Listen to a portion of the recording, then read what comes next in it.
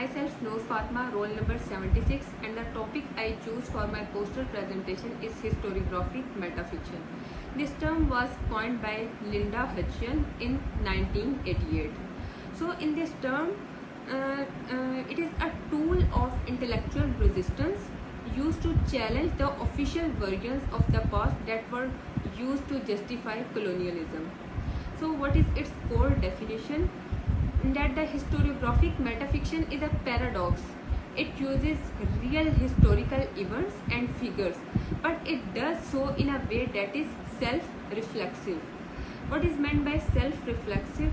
That the story openly admits it is a story. By doing so, it forces the reader to ask that if this novel is a construction, is the history book I read in school also a construction? It operates on the principle that while the past existed, we can only ever know it through the biased lenses of language and power. As Foucault also said that the ideology is controlled by those who are in power. So what is the mechanics of the tool? This technique functions by breaking the rules of traditional storytelling. So in this technique, authors uses unreliable narrators and multiple conflicting perspectives to show that there is no such thing as a single universal truth.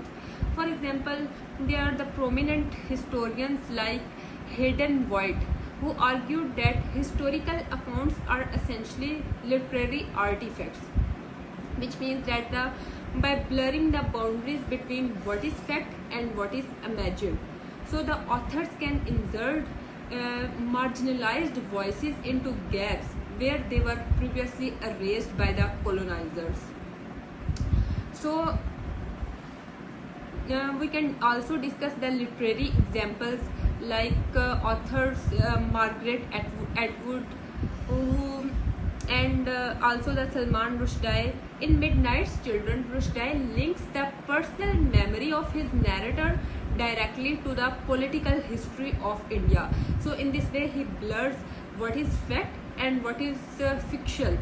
So it encourages the readers to question the history written by colonizers.